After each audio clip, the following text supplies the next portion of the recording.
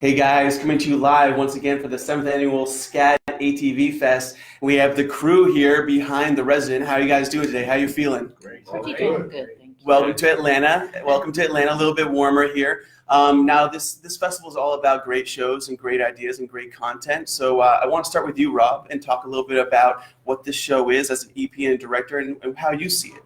Well, I see it as a medical drama that gets behind the scenes of what goes on in the medical world, stuff that you may not see normally, and our doctors, their trials and tribulations of discovering the challenges of healthcare. Yeah. Above and beyond just the relationship aspect, it's a lot of the medical information that we'd like to get out to the general public. Yeah, and you have a long list of credits in this field. Grey's Anatomy obviously is a series people are quite familiar with. How does this sort of compare to the work that you've done in the past, and what do you like about this show versus what you had done in the past? I think what attracted me to this after my stint at Grey's was the fact that it was more serious about the medical issues. The pilot was just tremendous for me, seeing hitting really dark moments. Yes. Whereas the Grey's, no punches are held back in this show. No punches are held back. And Grey's was much more relationship oriented, a little more soapy than what this is. And I felt like this is something that, while I've done medical, I wasn't really looking to do another medical show, but the tone of this was so different that it really attracted me to it. That's awesome. Now, Rob mentions the pilot. I'd love to hear what you guys first thought about that first pilot. Obviously, we're in the midst of season 2 now, but let's bring it back a little bit. Jane, how about you? What do you feel about the script? I know you were in the pilot, but what do you think about when you first read the scripts? Well, reading the scripts, I mean, the characters are so rich, but it's just, there's so much information about the business aspect of running a hospital and the challenges that presents within the healthcare system. It's something you haven't seen in a medical drama before, so I really loved that, and it's sort of given me a lot of information as well. Yeah, how's it sort of ranking what you've done in the past, and what you like, what was different about this? Well, this is so completely different to everything. I'm usually a clown. But you're so good as a clown, but you're good as not a clown as well. Yeah, I mean, I feel like I'm a clown in this sometimes, especially off camera. But yeah, this is a great challenge for me, and I just love the character I'm playing. She's so strong. She doesn't take anybody's nonsense. She's 90% work and 10% her personal life, and there's something sort of liberating about that, to just sort of go at it that way. And I would say it's a bit like being in Harry Potter as well, because we have to say all this medical jargon, which I'm terrible at, and I get it wrong every time, but it's like filio, bubbler, squiddly, it's like, I have no idea what I'm talking about. That's you, Rob. Probably. YouTube that. I I love that. Unfortunately, in the OR scenes, they have masks on. So right. Yeah. Just overdub everything.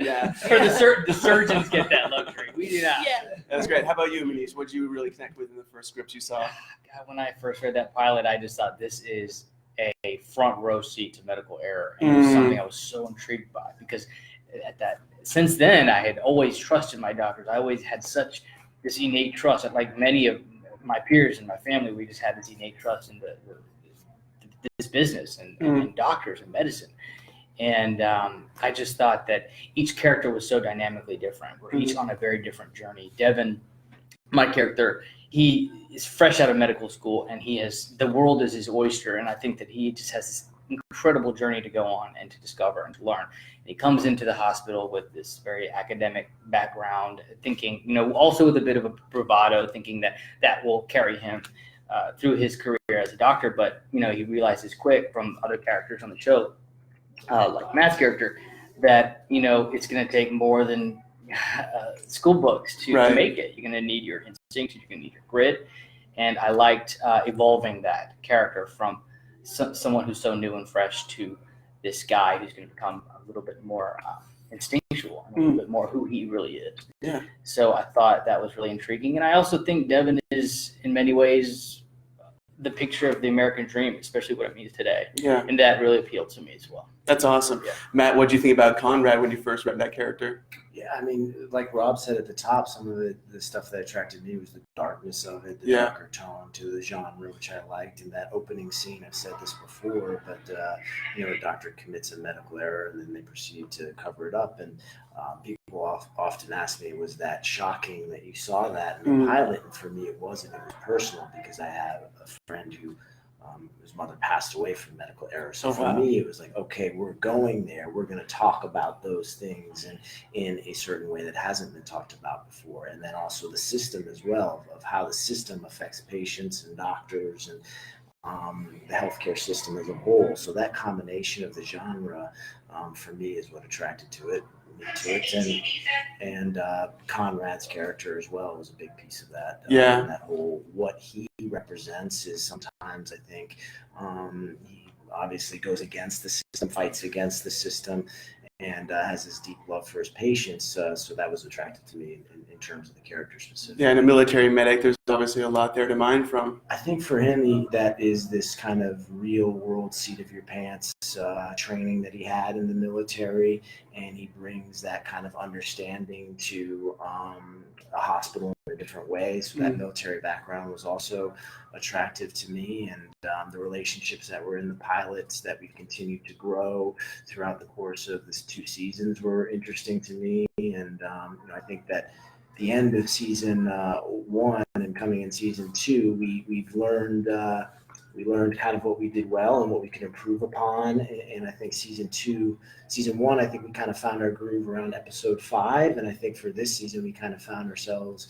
in a groove in like episode 2. And I think with the new characters that were brought on, new relationships, I think season 2, hopefully we've done a better job than we did in season 1. That's the goal, at least. Yeah. Malcolm, what did you like about your character? Well, I was initially turned onto the show because of the character. When I auditioned for Austin, that character was really all I knew.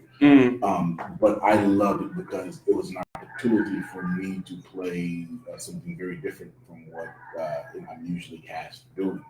And so I came in on the last 3 episodes of season 1. So the show had not aired, and all I saw was the pilot.